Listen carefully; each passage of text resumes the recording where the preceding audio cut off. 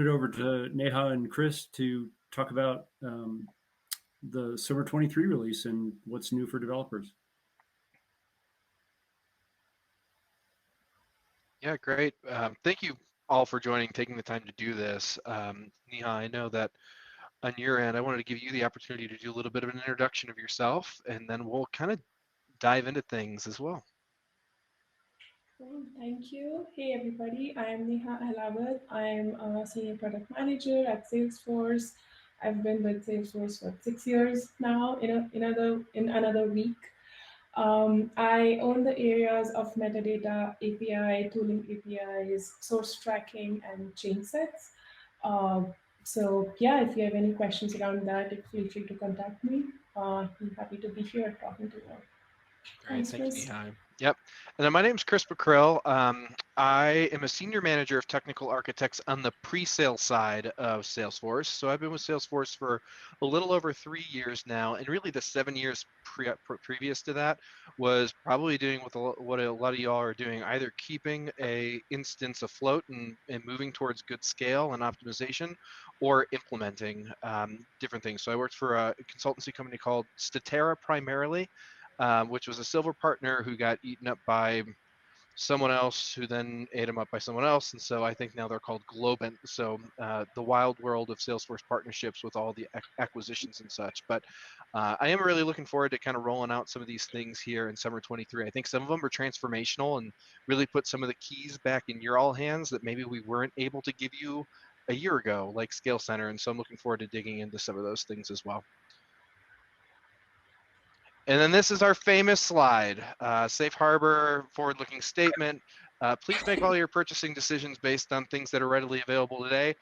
This one's a little bit easier because we know almost everything that we're talking about is GA in summer 23, so not as big of a deal, but there will be some beta things that will come and go on this as well. And with that, Neha, I'll hand it off to you to kind of walk through some of the key admin features that are coming up. Cool, thank you. So let's get started on with some of the admin highlights. So we have, I'll also do like quick demos of some of these. So rest assured that's going to follow. You can now set field level access for an object on a permission set directly from the UI where you create the permission set now. And you'll see how in a demo shortly. But I guess that's easy. It saves you time. You don't have to go to each object and each field to add it to a permission set or to a profile. Um, Additionally, we have launched support for create and update quick actions and mask quick actions on the related lists in summer 23 release. It's open beta. And the team aims to GA these two like the same in winter 24, and then they plan to bring out support for more actions in spring 24, of course, with Safe Harbor in place and in mind. Also, the search team delivered on searchable pick lists in summer 23. It's open beta right now. You can head over to the search manager and find what is searchable in your organization, and can also update the field searchability of pick lists that you want to be searchable. So let's go ahead and move forward. You're going to see a lot of boxes go very quickly in this presentation all of a sudden. But so there were a handful of things that we wanted to call out on the developer side as well. Some of these are beta, some of these things we'll go into a little bit more detail here in just a little bit. But I think the first one is one that we've heard a lot about, especially from field service implementations and things like that, is the ability on your mobile app that you've built for your company to be able to do offline extensibility, right? And so you have a person who's going out into the field, they don't have the ability to have strong internet connection.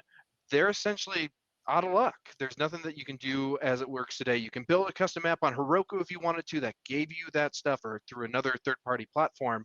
However, Salesforce really didn't give you a lot of options there. And so now we do have the ability to do it. And really the process is there's this place called Briefcase Builder that you can go into, and essentially what you do is you say, hey, for these objects, for these rules, and for these filters, we want this set of data to be able to come down and be accessible to you on an offline thing. That's the reason they're calling it a briefcase, that at least the papers are there for you to do your job. And so as you go through that process, it'll show you what that is. And then you just have to make a Lightning component, Lightning Web component that has kind of this, I forget exactly what they call it, but there's essentially a offline accessibility portion of what the Lightning Web component is so that you have that access on your mobile app. And so that's one of the cooler ones. That's one of the ones that, at least as the role that I have and the role that my team has, we do hear very often. And so looking forward to kind of getting your all's feedback on it as it rolls out as well. The next one is the Flow Builder HTTP callouts. For a while now, we've had the GET call within Flow, so that if you had an external server, you'd be able to get information from it, but it was never bi-directional. This is the first time that you have the opportunity in a beta format to be able to do the post to there as well. And so all technically in one flow, you'd be able to get information from an HTTP post there, and then also be able to return it back to a server. This is another one that, because it's in beta, we're very interested to hearing what your all's feedback is on this, and understanding what's the best use that you're finding there as well. Next one on is the Flow Builder reactive components.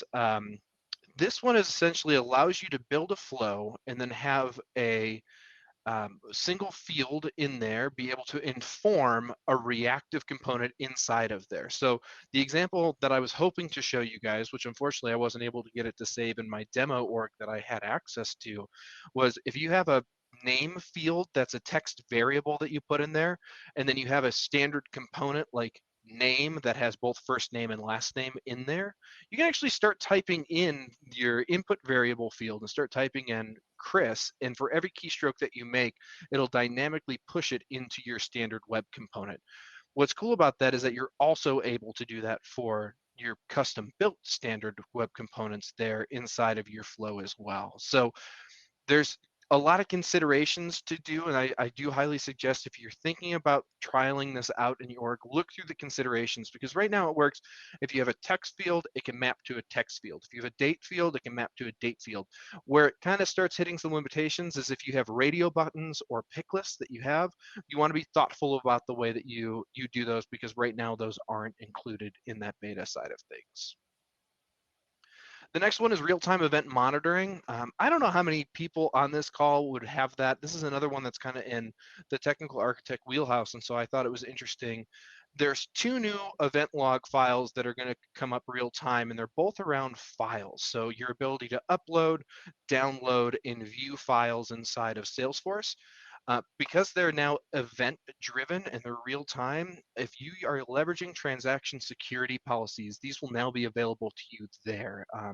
Transaction security policies allow you to kind of make sure that data loss prevention doesn't hit your org. So if you're worried about a given set of users, or if you're worried about people downloading data out of your system and taking it with them when they shouldn't be, or in the files, we're now able to do it on the file side as well. So you don't want to protect your data because you're afraid a sales rep maybe is going to walk with it. Make sure that you have something like transaction security policies on there, and now it's on the file side. And then the last one is Scale Center. I'm going to dig into this one a little bit more. This is the one I was talking about earlier of, like, for the longest time, if you wanted to know what row locks were happening inside of your org, you had to call up support, justify the reason why they could get you a Skippy resource internally, and then maybe you could get access to what was going on there. With Scale Center, they're going to make that a lot easier for you as well. Okay, let's talk about developer experience. So there are many cool innovations happening in the DX world, but there are three main areas where Salesforce is making investments to substantially improve your experience as developers, and let's focus on those. So first is the DevOps Center. It uses the tools, the practice, and the philosophy around modern app development to provide a central place for low code and pro code developers to seamlessly work together and shorten their app development cycle time. We will talk more about it, and we have a demo for it as well, and it's a recorded demo, so that will work. Second, we have the code builder. Now, Dev Console is old, agreed. But we all like it for the fact that it's on cloud. You can hook onto it, connect to it in seconds, you can query, log into your org, and whatnot. Now, We also like the Salesforce CLI, VS Code, and its extensions for how lightweight they are and how easily they allow you to develop and customize your app. What if the two combined? Right? So you get the nice lightweightness of the CLI and the VS Code, but also on the cloud, like Dev Console. So that's what Code Builder is exactly. It's our web-based IDE, like VS Code, but on the browser, like the Dev Console. In future, it is expected to replace the developer console. Uh, Safe harbor in place. I don't know the timeline and of when it's happening. Code Builder is installed as a managed package and it comes with everything that you need to develop: VS Code, Salesforce extensions, and the CLI. You don't need to install anything separately. With Code Builder, you can work from anywhere. You can literally bookmark it and then click on it and just get connected back and get started from anywhere. Or you can even access it from a different machine. Um, Third, tax-free CLI. Just kidding, but taxonomy-free CLI. So we have released an inversion of the CLI that allows you to type in commands in any order and with spaces instead of like the columns with semicolon, how it used to be, which is much more developer friendly, and not just developer friendly, but it's more, how you talk, script friendly.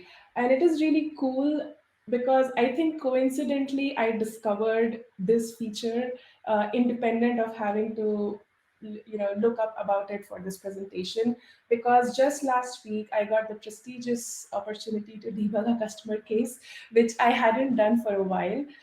It has been almost a year since I actually did anything with the CLI. Fortunately, the team would take up the cases as they came, but this week they were particularly busy.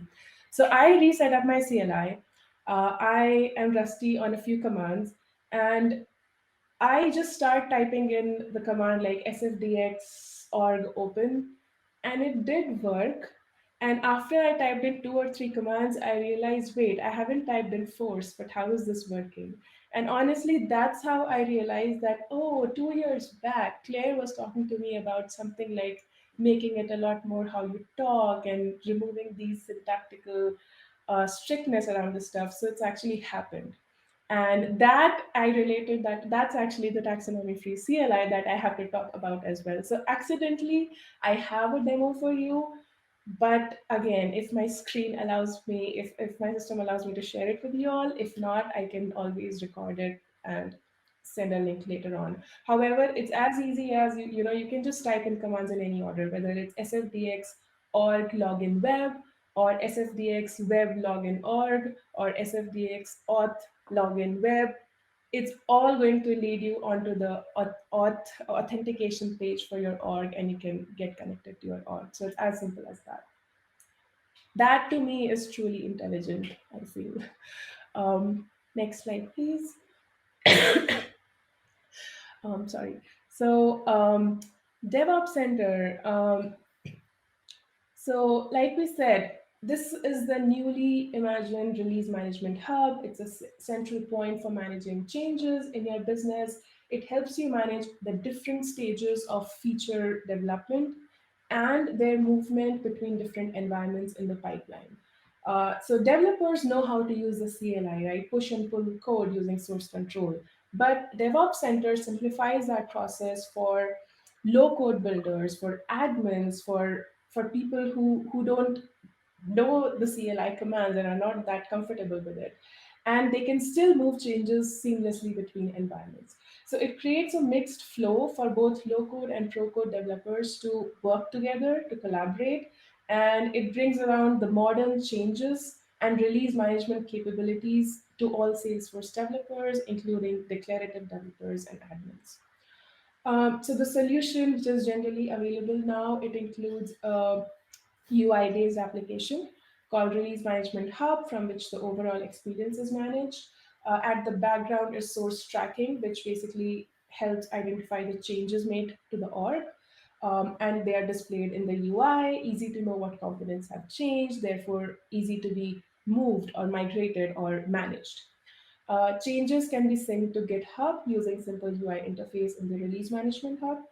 GitHub will provide the point of collaboration for team members that are developing together, to facilitate review and synchronization across different development streams, across different personas that are developing. And lastly, deployments are based on source that is managed centrally in the source control system, ensuring consistency and reliability when creating and deploying release artifacts. Um, this flow, this overall flow is essentially enhanced, it is an enhanced alternative to change sets. Now, I am not the PM for DevOps Center, but I am the PM for change sets. And it is a bit unique that I'm presenting it this way, but there's so much more that you can actually do with DevOps Center than you can with change sets. So just by clicks, you can detect what has changed in any of your connected environments and propagate it to any of the connected environments. Source tracking is working behind the scenes to identify, detect those changes automatically, detect what changed, happen together, bundle it in a single change list, and show it to you in the UI. And now you can just create PRs, you can create code reviews, you can promote the changes, all by clicks, all managed. And unlike change sets, where you have to, know what has changed, select from the drop down, okay, this metadata type, now select all of its dependencies, and then you create a change set. You upload a change set, but now you have to log into the connected org and actually go and deploy it, and you don't have any holistic view of basically what changes happened with respect to your developer flow, or with respect to the work items, or with respect to the source control, or even code reviews, but you actually get all of that with the DevOps Center. So if you have not tried it yet, I think you really should. Next slide, please. And yeah, now we get to the demo. Let's just demo the DevOps Center first, and taxonomy free CLI, in the end, if I can share my system. Yeah, sounds good. I'd also be interested in everyone here in the chat to just kind of put, where are you at with your, we call it ALM at Salesforce. Where are you at with your ALM management as a whole? Are you still using change sets? Are you interested in exploring DevOps Manager? Or do you use a third-party tool, right? Gear sets, Capatos, there's a lot of them in the ecosystem that's out there broadly. But I'm interested just kind of on this call, where are you all at on that ALM? I don't know if I'd call it maturity, but what strategy are you guys all currently employing there while this demo plays?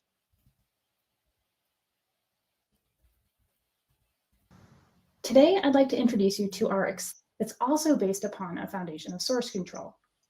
So let's take a look at how this works and how easy it is to manage change and safely deploy application updates using DevOps Center. In the DevOps Center project, we start with a work item where the change to be made is defined. As we're making changes in the connected development environment, the changes are being tracked automatically. And through a simple click of the Pull Changes button, these changes are automatically listed here in DevOps Center. So no more having to manually keep track of change metadata components on sticky notes or in spreadsheets. Hallelujah. Once I've selected the changed components that I want to move forward, I can easily commit these here, which behind the scenes pushes these metadata components to the project's connected source control repository in GitHub. Now, DevOps Center provides a seamless integration with source control here, allowing anyone to now take advantage of source control even if you've never used it before. This means that now the entire team can operate against the same shared centralized source of truth. Now, after I've committed these changes, DevOps Center guides me to create a review, and through this simple click creates a pull request in GitHub where others on the team can review my changes. And then after it's been reviewed, it can be marked ready to promote, indicating that this work item's changes are now ready to be promoted into the next stage of the pipeline. So let's take a look at the pipeline. This pipeline is configurable and has been set up to align to the team's release lifecycle structure. And so we can see here the stages of our lifecycle from development through multiple phases of testing and finally production. And we can see where our various work items reside across this lifecycle. And from here, we can see the work item that we just approved. And through a simple click, we can promote it to the next stage for testing. Now, upon promotion, DevOps Center orchestrates the branch management of the source in the underlying repository and the deployment to the associated org.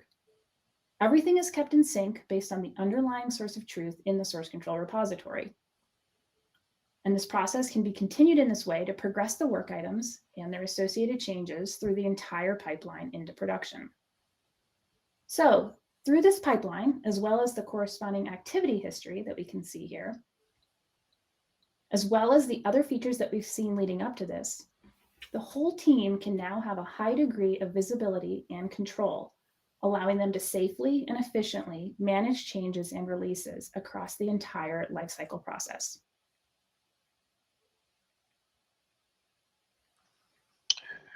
Yeah, and I think that was probably a good time. Thank you all for putting. We definitely have a different kind of a good wide usage, and this is really what we like. We're normally seeing, and I really think for Eric and Nat using change sets, and really Jeff also with change sets, like this will really be the next natural thing for you all to kind of dig into and get used to. For Paul, right, you're already at the superhero level of ALM, and so keep doing what you're doing, and same with Heidi and the people who are using the gear sets. They're really great tools for those who can use them, especially for things like metadata, data-driven configuration to get your code from org to org. And we see DevOps Center hopefully moving towards that direction in the long term. But there's definitely a lot to offer here, even in the short term, especially for those using change sets today. Today, I'd like to no, it's introduce going you to do to it our again. exciting. Sorry, y'all. I'm not completely new at slide work, but it seems like it. So thanks for putting up with me here. I figured that this would be a good time to open it up. We're 20 minutes in of us pontificating on a whole bunch of release features without asking for a single question. So are there any questions from the group here today? I have a question. Yeah, go ahead. So I'm just trying to look at some of the documentation at DevOps Center. I've been under a rock for the last probably 6 months trying to get something live, but okay, I'm back. So DevOps is it's something that's in the winter release now, or so I'll let what's the Neha newest release that's out in our sandboxes, whatever. Yeah, is it something that's? It's already GA. Okay. Yeah. So even in our production orgs. Yes. Not in sandboxes. Yep. Great. And then the how other, do you? Yeah, it's free. It's free, which is wonderful. Isn't that wonderful news? I love talking about free items that we give, and that's the next one too. So, Neha, do you know how they get it provisioned at this point in time from a distribution perspective? Honestly, I don't. I can ask Karen, who's the PM for DevOps Center, and get back to you. But I would imagine that you should be able to flip some sort of a preference and should be able to use it, because if it's GA and if you have to get like if she has to flip a permission for a GA thing, that's probably not ideal. So yeah, I'm assuming it says here something about after your team manager or Salesforce admin has installed and configured DevOps Center. So I didn't know if it was like it still has to require like an App Exchange install. Could be, yeah. I'm not sure if it requires any license, but I can definitely check that and get back to you. Yeah, thanks. No, always a good free is helpful regardless of what else we're using today. Yeah. Cool. Any other questions from the line? Craig, you want to go? Craig said he had a question in chat. Craig, if you can unmute and say it, you're welcome to, or you can post it in chat. While we're waiting for that, in DevOps Center, is there a way to exclude something from the promoted bundle? I know it shows you can promote like everything in UAT, for example, but oftentimes there's some stuff that doesn't pass UAT. Hi, can you guys hear me now? Yeah, we can. Yes. Okay, sorry about that. Hey, I guess I was under the same rock with Heidi. I have a question about just the actual changes. Are you making those changes in your sandbox, and then DevOps is really just the kind of like the visualization as to where those changes are, or are you actually making changes like where are your changes would made when you use DevOps in the new application or still in the sandbox? So you are making your changes to the connected org. So if you notice in the demo, there was like a org that used to. Uh-oh. And they made the change.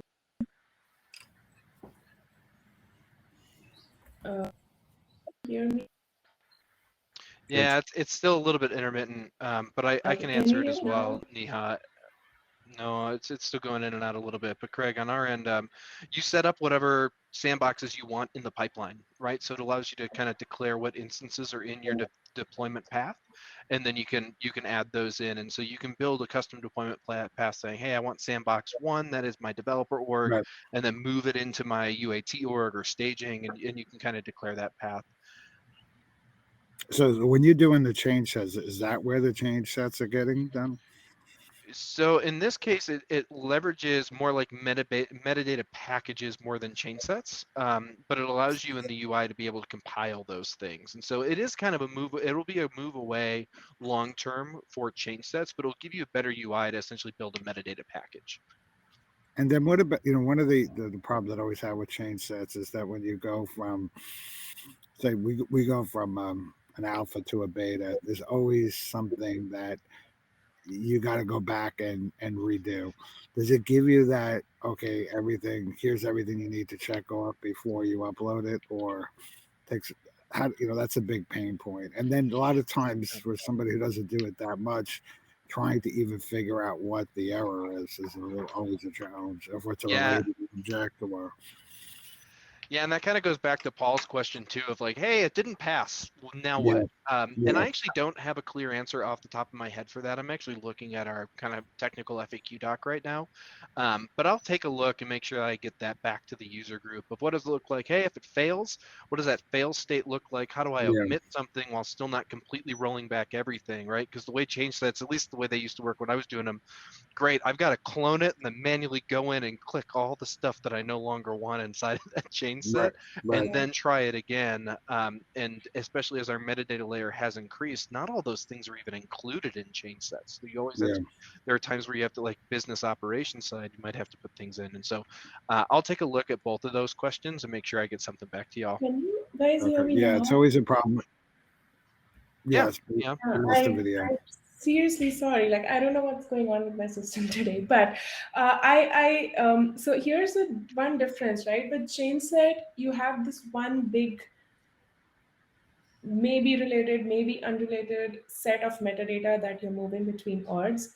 With DevOps Center, you reduce that to a much smaller subset that is a work item. So when you promote it and when it fails, now I don't know from a demo perspective how it shows up, but it will roll back and not save it and not promote it to the org.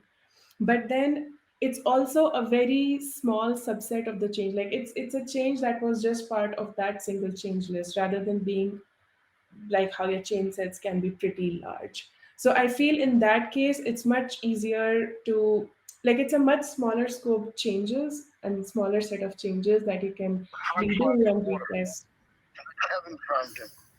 On Facebook? Yep. What do you mean on Facebook? Craig, do you mind muting if you're going to talk to other people?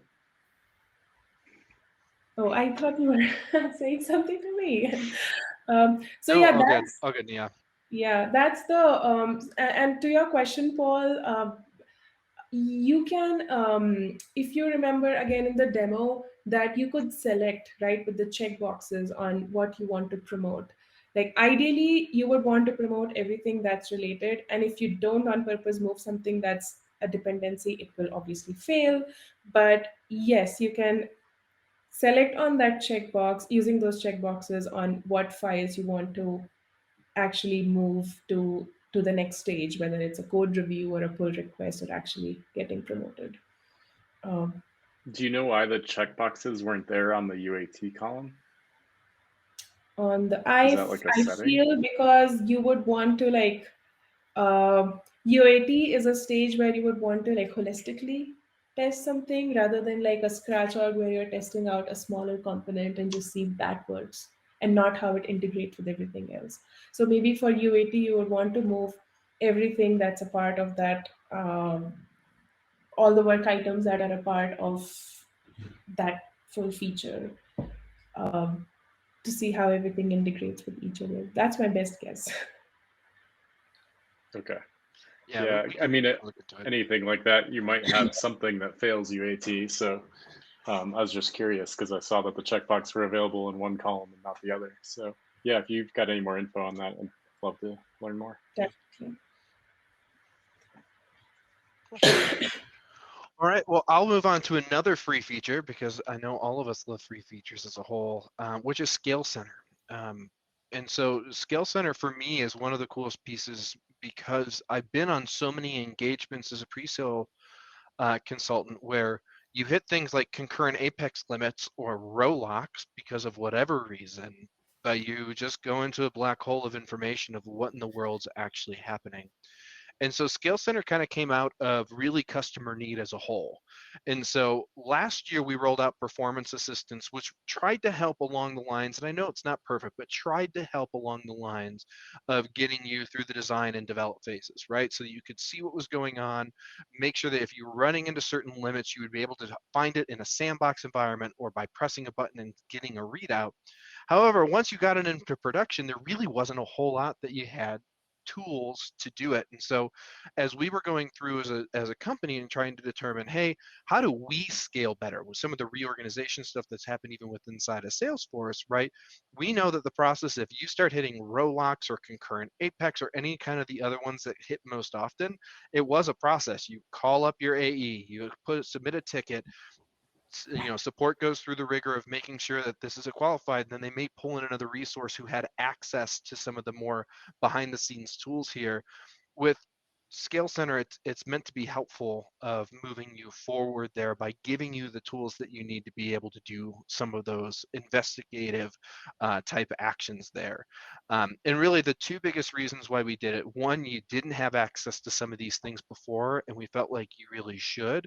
And the second of them, when we have things like a red account or we're running into very critical implementation or user adoption issues, 95% of them were tied to some sort of critical issue or scale issue that existed. So when we would go and do an org health assessment, we'd look into all this technical debt that either showed up based on old consultants coming in and doing code or manage packages that don't make sense inside of the org anymore. And we found all of these things that were happening. We wanted you all to have the tools to be able to do it. So what exactly is coming with the GA release here? One is that it gives you things like from a performance run perspective. So what was the total request time of an action? What's the total volume of that? What is total app CPU or database CPU that's happening? The errors are the ones that I camp on because those are the ones that are typically most evident to a customer when you run into a hard hit of like, you cannot do any more concurrent. But it also allows you on the support compare and contrast side of things, right? How did it perform in sandbox versus how is it performing up in production? This is a way that without event monitoring, you can get something like that inside of your org, leveraging the backend tools that we used to have only, and now you all can have at your fingertips as well. The other really good implementation side, hey, I just rolled out a brand new package of features. How is my performance before I rolled those out? And what is my performance afterwards? So it gives you that ability to look at those two metrics against one another and say, man, all of a sudden I'm really pulling a lot more CPU on this action. I wonder what's going on with that. I wonder what changed in my deployment that made that happen. It allows you to have a path to try to figure out what that looks like without having to run to support every time. The other thing is it allows you to do the self-service investigation. So I put these ones on here because I already talked about the top two, but other governor limits that you run into, if you need a database investigation, all of those pieces now you would have access to. The Apex summary is an interesting one. I haven't seen the Apex summary in person, how I've seen it, like see it run, but it looks like it does do a good consolidation saying, hey, here are all your Apex classes, and these are the ones that are hitting long running transactions. So there could be a loop that doesn't quite hit the SOCL query limit. However, it's causing you to have a lot of runtime, or hey, this is causing a lot of cascading updates or DML statements that are hurting your overall CPU performance or causing some of those row locks potentially down the line as well. And so all of these pieces are now going to be more at your fingertips rather than having to go through the support side of things. So the question that we get asked on all the calls, and this is what I typically call the money slide.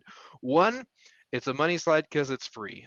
All you have to do is call up your AE and they'll go through a process with you to get you Scale Center. everything that I've read internally is that we're going to be giving this pretty liberally to customers, that it's not going to be a high bar that you have to jump over to get access to Scale Center. However, I also haven't gone through it. And so if any of you guys are interested in Scale Center, you're hitting things like those errors that I mentioned before, or you just wish that you had the tools to do better investigation into some of the scale issues that you're running into on an implementation, this could be a really good option for you to start inquiring about. And it's not just large data volumes. I think that that's one of the big things that we see with customers often is that they say scale equals data. In reality, a lot of the things that harm your overall implementation, your ability to grow, is really the technical debt that you're not really utilizing anymore. And this will also help you identify where that technical debt might exist so that you can start the remediation process to get it out of the system as well. There's a pretty good community on this as well. So there's a couple resources here for you all. One is the Scale with Confidence. This might not be something that your org is actually running into right now, but the way that you see your org growing and some of the maybe the implementation decisions that you made in the past are starting to say, ooh, this didn't work as well as I thought architecturally moving down. The Scale with Confidence is going to be a really good spot for you to start identifying what could bite you later when it comes to those things, and also see if there's something that you can be doing early on for remediation. And then there is a scalability group, and a lot of people there are enterprise level customers, right? People who are really trying to push the limits on what Salesforce is capable of doing and running into issues. And so they have some really good mitigation tactics oftentimes inside of that Trailblazer group as well. All right, any questions on Scale Center before I move on?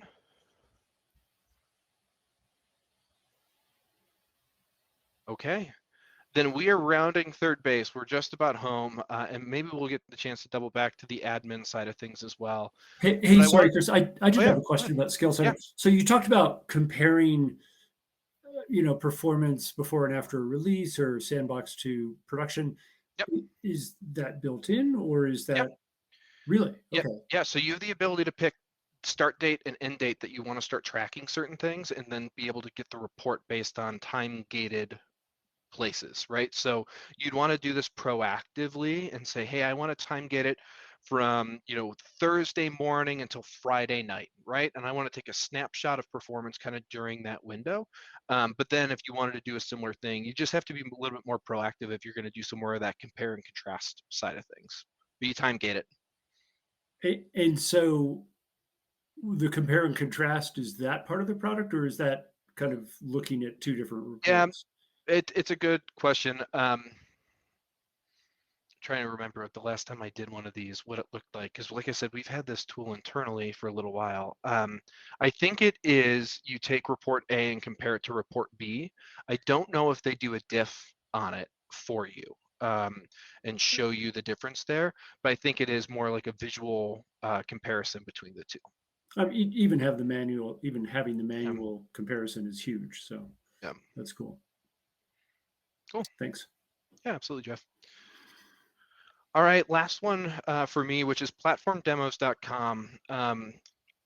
Internally, we have a lot of tools that we're able to spin up demos when we get called in from a sales team perspective. However, we have one tool that's also customer facing that we think is really cool, and we wanted to kind of share it with you today, and it's called platformdemos.com.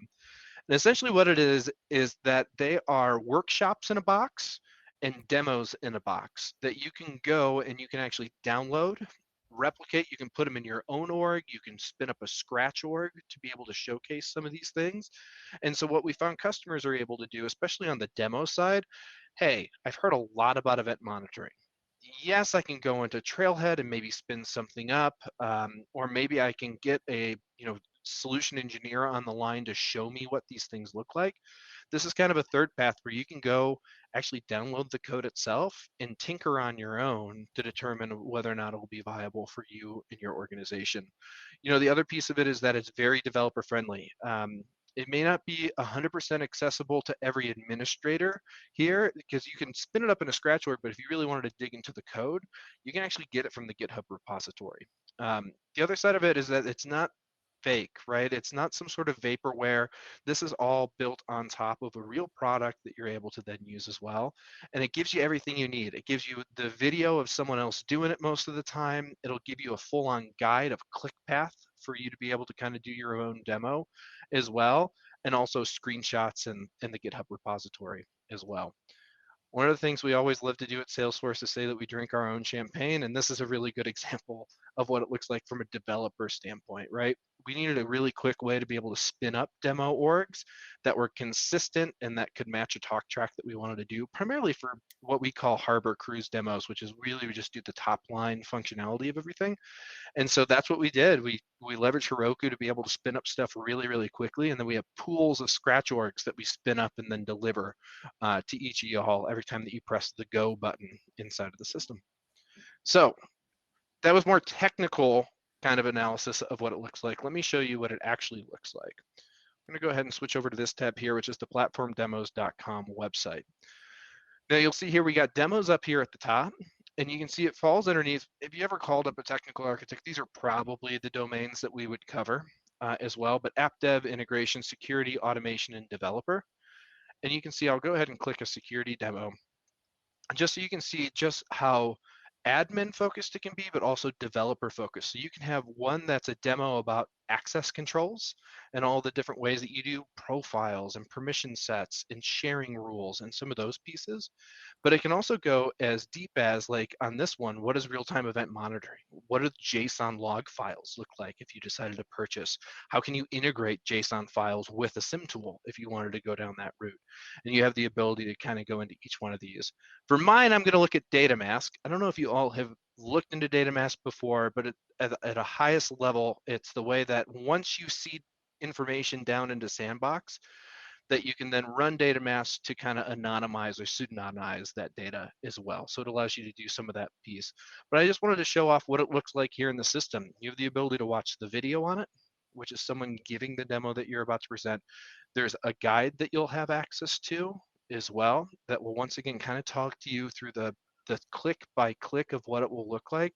So it gets you kind of that trailhead experience that you're probably used to of, hey, I want to learn what this tool looks like, but then also kind of goes so that you can tinker with it afterwards, because it's essentially your IP there.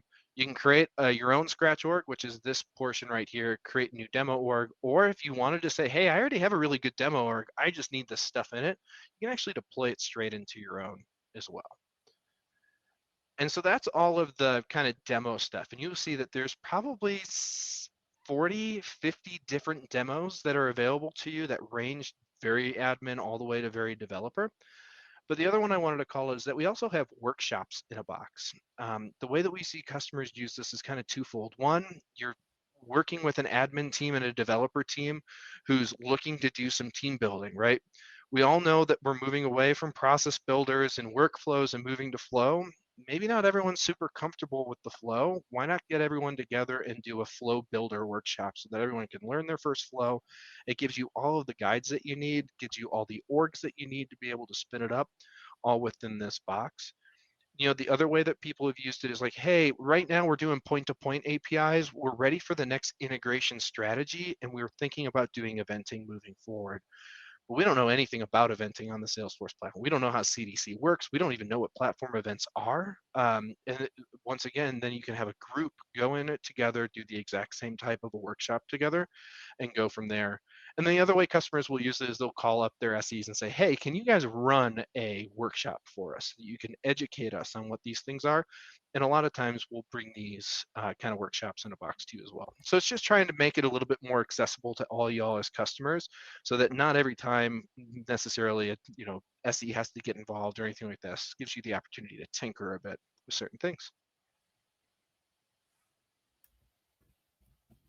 All right, any questions on platformdemos.com? I'll admit it was a little bit of a selfish pitch just because I think it's so much fun that we have the ability to do that. Yeah, those are awesome. Cool. All right, I already did the demo. And that's it. Neha, I know we've got about 7 minutes left, but depending on timing, we can either move back to that and we can just share you all of the videos that Neha had already kind of put together, or we can double back to it right now. Jeff, do you prefer any of those? Because I know we only have 6 minutes left. We don't have a hard stop. If you don't mind, let's go ahead and see them. Neha, are you willing to see if it'll work again for your demonstrations?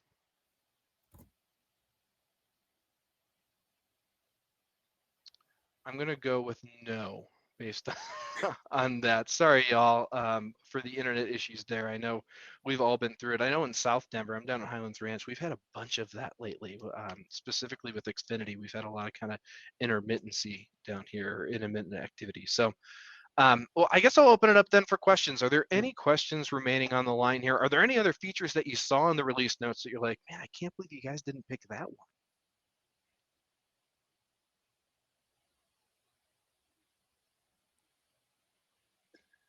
Well, this question's probably more for Neha, but I'll start us off. Do you know if there's been any discussion about making Code Builder work when you're an ISV logging into a customer org?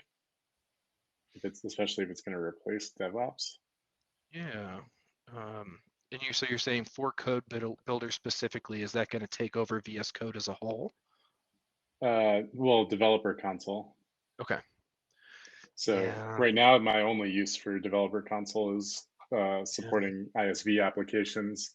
If I log into a customer's org through the portal, then I don't have OAuth access to use VS Code or other tools. And so if I need to run a SQL query, I'll launch Developer Console. Yeah. I don't have a clear answer for that. Yeah, if you do know an answer to that, please chime in. Oh, I've been speaking, but looks like I was on mute. Can you hear me now? I can, yes. Okay, cool. So it's unmuted on the, the control panel, but when I saw my picture, it showed me muted. So that's why I tried it again. Interesting. But with all the technical challenges we've had today, yes, the intention is it will replace Developer Console at some point. I have not seen, again, I can ask and get back, but I have not seen any specific timelines right now. So I don't think it's happening like in FY24, but eventually the plan is Code Builder is going to replace Developer Console, which also means there will be some way of uh, putting back all of those capabilities that you can do with Dev Console, either in Code Builder or somewhere else in the org. Okay. So wait, we're not getting rid of Workbench, right?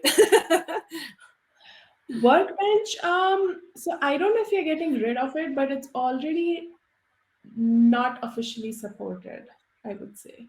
Okay. So CLI is right now the officially supported client. Workbench is not. Was Workbench ever? That's a good question. Okay. I don't think it ever was, because I think the back Okay. end of that is a Heroku app, Yeah. right, that allows you to do it. So I don't think it was ever officially supported. Okay. Yeah. I didn't think it was, but I was like, oh, I didn't know. Yeah, but like, And I think you can turn Developer Console off, access off at the user level, right? Oh, I think so. Yeah, like if you have developers who are like, no, I don't want you to use Developer Console, you got to use VS Code, you can turn it off. Well, there'll be that similar kind of granular control of tools that that you can enable or disable for users. on Code Builder, Yeah. yeah, I don't know on that granular details, but Code Builder is currently a managed package, right? Yeah. yes, Or some kind of install. it Okay, is. so you have to add it. Yes. Yeah, you have to install it. So I guess we can Is there a take plan to sort of an accessibility. is there a to plan it. to not have that separate install and just bundle it in? I'd be surprised if we went that. I mean, a lot of our even Yeah. sold SKUs still get provisioned via managed package. So like, so I'd be surprised if they ever just built it in with a delivery method like that, especially from an enhancement standpoint, due to the fact that it's going to add some additional layers of code underneath. It'll definitely be a managed package, not an unmanaged package, but my guess is that it won't be just automatically provisioned. But as always, I could be wrong with that. I'm not on the product side Of that. Yeah, I'm not exactly on that team, so again, I can check and get back, but I'm guessing not, for the same reasons Chris said. Like, I'm seeing more and more of these things coming up as managed package. Like DevOps Center, when I was sharing that link to Heidi in the chat, I was reading it as well. It's also installed as a managed package in your actual prod hub. So I'm seeing more and more of these apps from our side coming in as that. So I would doubt it goes back to like natively being in an org. Got it. Well, all right. Well, Paul, Jeff, and everyone in the Denver developer group, thank you all for inviting us and having us talk through some of these things. If you do have any questions, if If there are you any things want that we to, said Chris, we'd follow up. I'm sorry. If you want to, you can go back to the admin stuff. Actually, I said yes, I can stay and talk about it, but I think the weird mute and mute situation, you never heard it. Probably. This is the No, all most good. technically challenged call I've had. No, Honestly. it's all good. That's up to you all. I unfortunately do have to drop, but if you all are wanting to stay, and I'm happy to pass that over to you, Neha, to kind of run it effectively from here on out. Yeah, I can try it out, Sure. and if it doesn't work, it doesn't Awesome. work. Well, from my end, then thank you all. Let me know. My email is hopefully in the deck, and if it's not, I'll make sure to hand it out to the user group here. If you do have any questions, just reach out. Super. Thanks so much, Chris. Yep. Thanks all.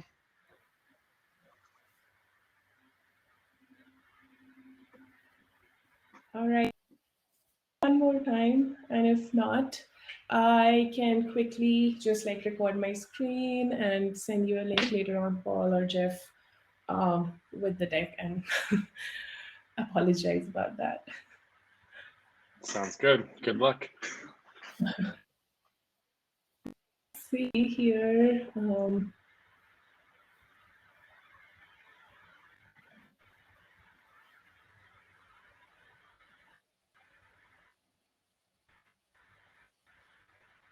So it shows me I'm sharing my screen. Can you guys see it? Yes, we I see think it. so. Okay. Let's try playing the video. That's going to be the heavy.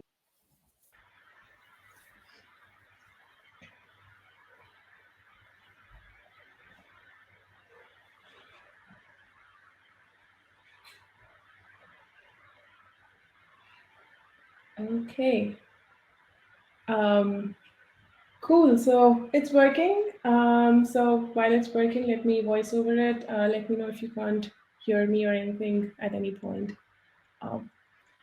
Cool. This is the demo for basically on related lists. So like I mentioned earlier, you can now create or update. Um, you can do the mass actions of creating and updating on your related lists, either static, dynamic. So there are different kind of related lists. In this demo, I'm just going over the dynamic related list, and then there's like a full link there in the deck there for the demo that the PM for Quick Actions has done for all sorts of related lists if you want to go over it at a later time. So I have this opportunity object here, which already has some quick actions here. For example, create opportunity task. There's new action plan, and then there's edit opportunity task. So here in this account layout, I do have we do have the opportunities as dynamic related list. And then we also have opportunities as static related list. And then we have it added down below in the page layout as well. So if you see the full demo, you can see how you can add quick actions to all of those. But I'm just going to stick to dynamic related lists for this demo purpose. So let's click on edit page. And then we should be able to add some quick actions. So for this dynamic related list, let's see. So you need to check the show list view action bar button, the checkbox that you see on the right. Because if you check on it, only then are those quick actions show on the UI. If you don't check that, you can still add the quick actions here in the layout and save it, but it will actually not show up. So this is a problem that people hit a lot of times. and then they have everything. They don't have that checkbox clicked. So remember to check that if you want to be able to use the quick actions. So that said, let's go ahead and add the quick down there.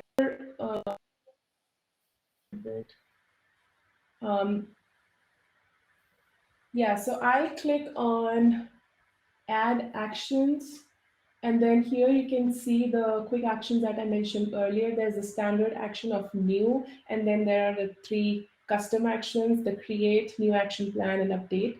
So I'll go ahead and add all of those, including the standard one, to the layout, to the related list.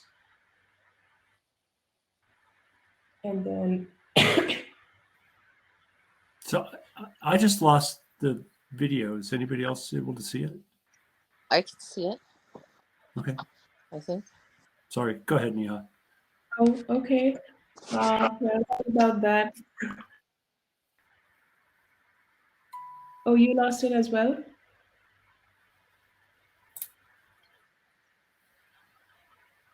Okay.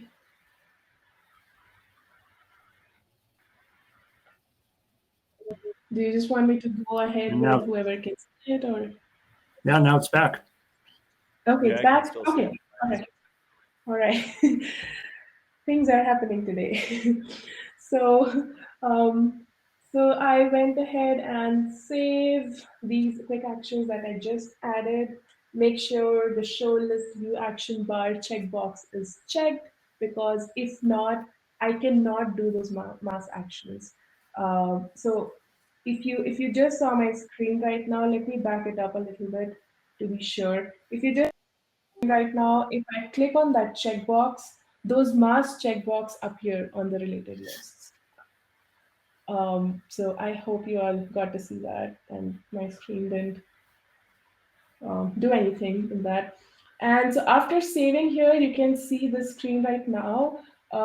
You have the 2 mass quick actions available there, the create and update, and you have checkboxes in front of the records of the related lists. And you also see on that arrow, I have new and new action plan, new being the standard quick action. I'll continue playing the video. So if I click on new, that's like a standard quick action. I can create a new record. But if I click on any of those mass quick actions now, it will throw me an error and tell me you have to select something to do it. And then with that checkbox that we remember checking, I see those checkboxes, I can select them, and now mass update these records, and it should save them.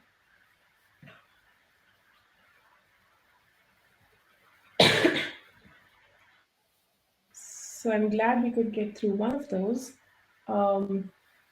Any questions on that for those who could see it? No,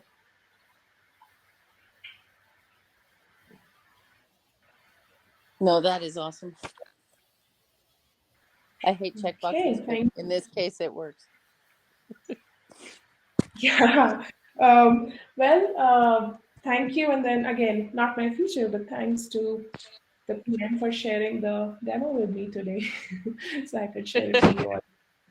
And then there's the full demo link here, by the way, their PM with obviously his audio and everything. So you can see there the other kind of layout and the regular related list, how you can add quick actions there, because, and it's worth checking out, because by the way, you need to tweak a little bit to be able to add quick actions to the regular lists that are not dynamic lists. So it's worth checking out, I think. Okay, so lastly, Meeting Digest. This is another new of the features, and so you can basically use Meeting Digest to like it's built into Salesforce, and you can use it to track attendees, look at updates, look at any history, timeline, related records, docs, all of them at a glance in one single space.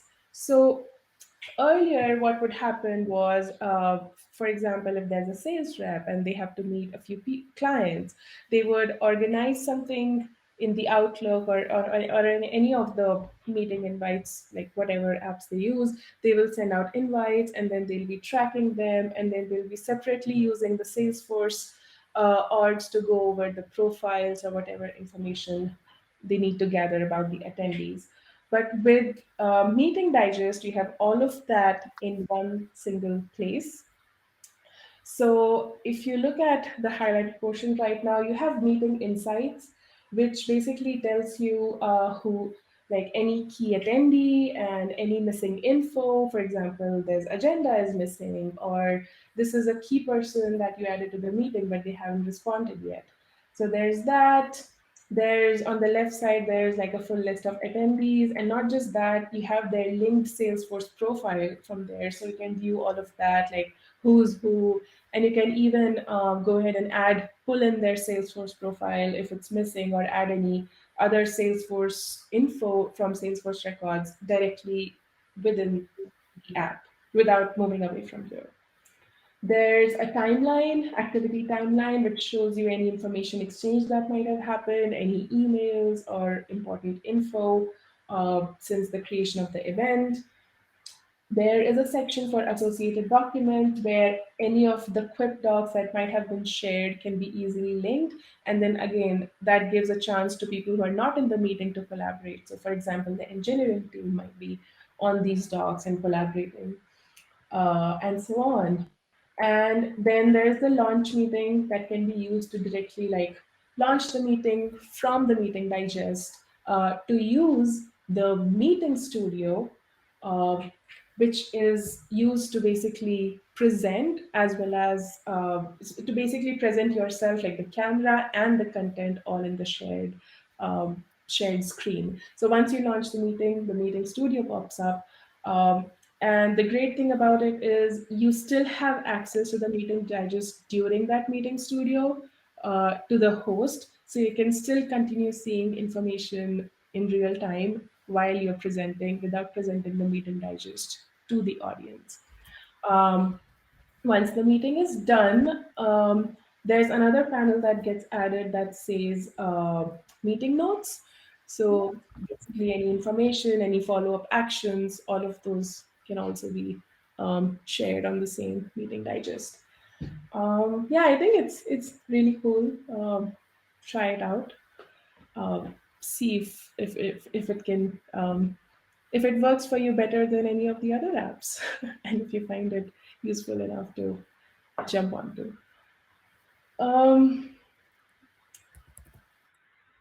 Any questions on that?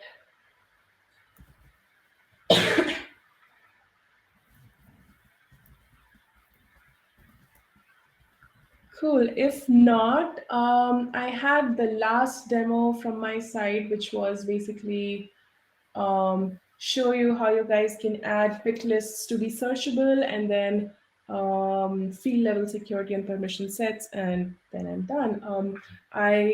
Can you guys see my org? I think so. I don't know. I see a screen that says Meeting Digest. Oh, you Yeah, me still- too.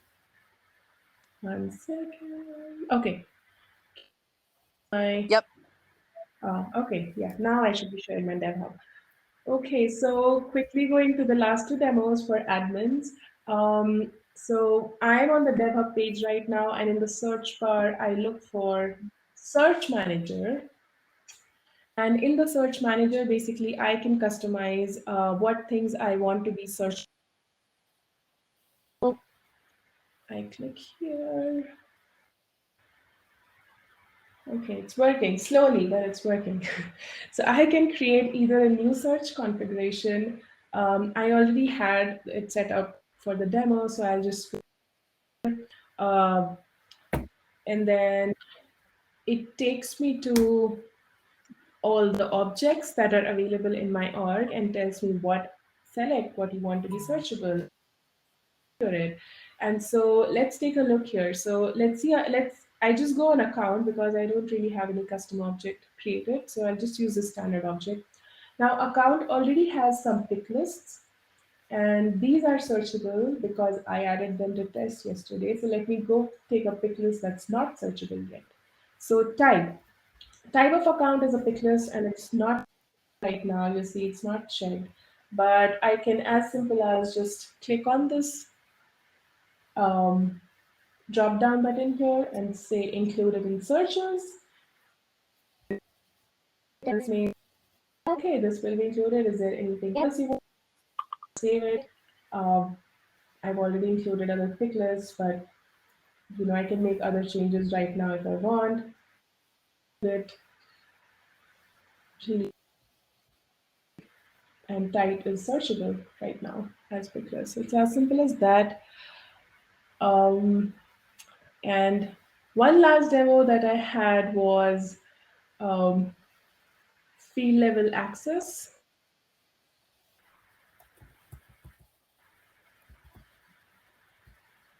Uh-oh. Neha, are you still there? Yeah, can you hear? I can hear but not see anything.